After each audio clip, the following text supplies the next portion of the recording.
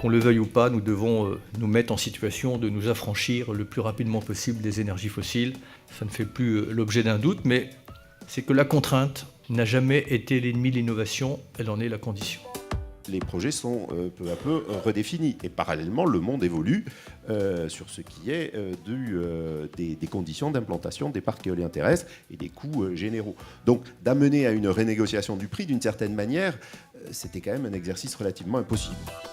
Avoir un discours qualitatif sur la route à prendre, certes, mais quand on est confronté à la réalité des chiffres, la pente est raide, elle sera longue. Et peut-être qu'il faut être capable de se donner des objectifs qui seront un peu dégradés, mais qu'on est sûr d'atteindre. La mission principale du régulateur, c'est avant tout d'assurer le bon fonctionnement des marchés de l'électricité et du gaz, au bénéfice, et chaque mot compte, des consommateurs individuels ou industriels, dans le cadre des directives européennes, piliers de la construction du marché européen.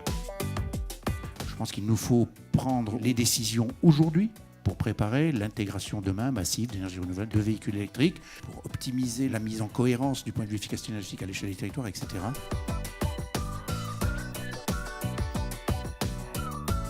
Aujourd'hui, les électriciens sont confrontés à un problème d'intermittence des énergies renouvelables et c'est justement ce que le gaz sait faire puisque nous savons stocker de très grandes quantités d'énergie sur de très grandes périodes. Donc en jouant cette complémentarité, on fait une transition énergétique plus efficace, moins chère. Le fait que ça soit vert, autrement dit renouvelable, c'est le plus souvent intermittent.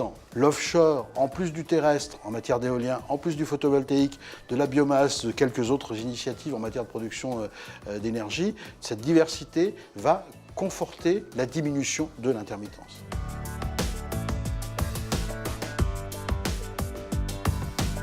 Si on veut développer les énergies renouvelables à un rythme très important, on l'a rappelé, un sujet d'acceptabilité.